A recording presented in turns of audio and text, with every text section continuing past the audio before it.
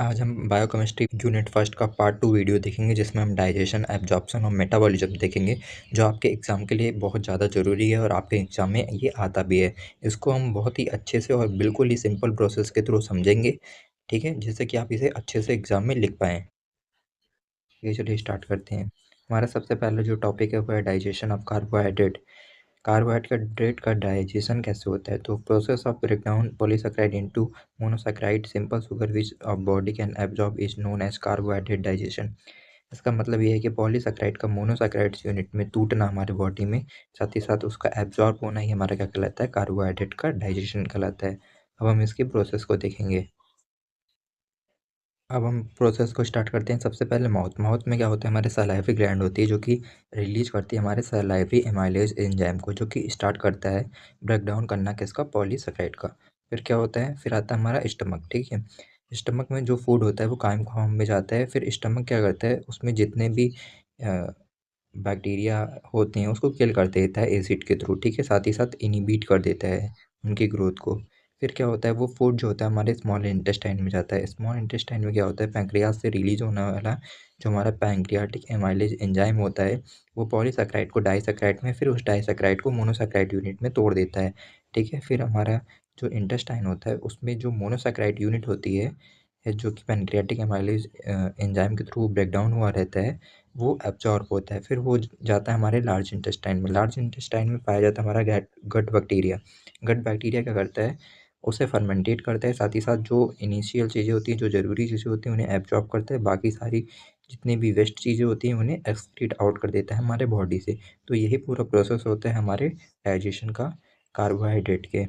अब हम देखेंगे एब्जॉर्प्शन ऑफ कार्बोहाइड्रेट। एब्जॉर्प्शन जो होता है कार्बोहाइड्रेट का 3 तरीके से होता है। सबसे पहले सिंपल डिफ्यूजन, एक्टिव ट्रांसपोर्ट और फैसिलिटेटेड ट्रांसपोर्ट। सबसे पहले क्या होता है? हमारा एक्टिव डिफ्यूजन में क्या होता है कि high concentration to low concentration जो हमारा ग्लूकोज है वो जाता है। फिर हमारा आता है एक्टिव ट्रांसपोर्ट। एक्टिव ट्रांसपोर्ट में क्या होता है? एटीपी का यूज़ होता है। और फैसिलिटेटेड ट्रांसपोर्ट में क्या होता है? एटीपी का यूज़ नहीं होता है, यहाँ पे कुछ एंजाइम्स का यूज़ होता है, ठीक है, एनर्जी के लिए। अगर इसको सिंपल वे में देखा जाए तो हमारे जो कार्बोहाइड्रेट एब्जॉर्प्शन कैसे होता है? तो जो हमारा यूटिलाइजेशन प्रोडक्ट होता है जैसे हमारा ग्लूकोज, फ्रक्टोज और गैलेक्टोज जो होता है वो हमारे लार्ज इंटेस्टाइन अ, वो सारी चीज़ें होती हैं वो एब्ज़ॉर्ब हो जाती हैं। बाकी जो नॉन डाइजेस्टिबल होता है वो लार्ज इंटेस्टाइन में जो होता है बैक्टीरिया, गट बैक्टीरिया, उसके थ्रू फर्मेंटेट होता है, फिर एक्सक्रीट आउट हो जाता है। यही पूरा प्रोसेस होता है हमारे एब्जॉर्प्शन का भी, ठीक है।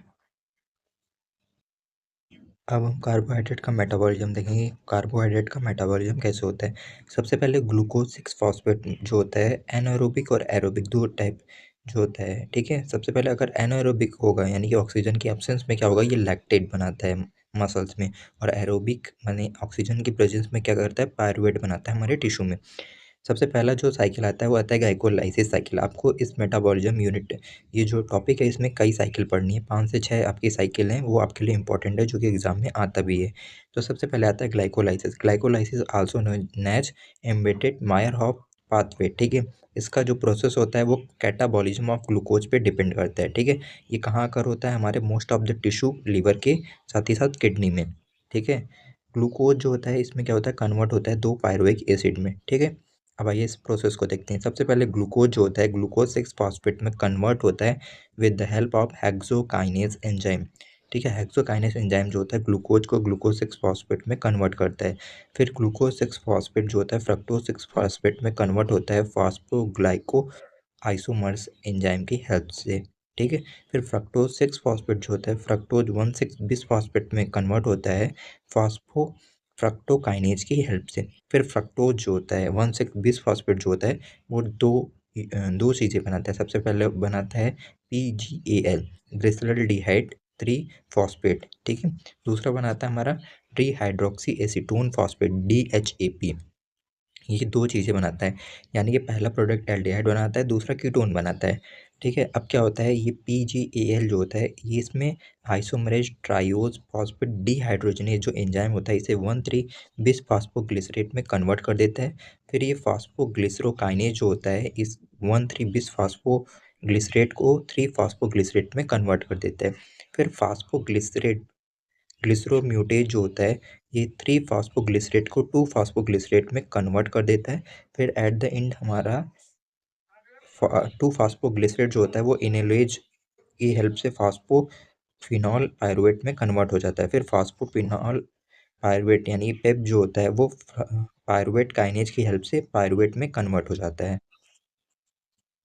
मेटाबॉलिज्म में दूसरी साइकिल है हमारी कोरी साइकिल। कोरी साइकिल में क्या होता है, सबसे पहले हमारा ग्लूकोज जो होता है वो हमारी मसल्स में जाता है, तो वो टू पायरुवेट में कन्वर्ट होता है, ठीक है। अब दो पायरुवेट से ये दो लैक्टेट में कन्वर्ट होता है। फिर दो लैक्टेट जो होता है वो मसल से बाहर आता है। दो लैक्टेट फिर जब हमारे लिवर में जाता है तो दो पायरुवेट में कन्वर्ट में हो जाता है।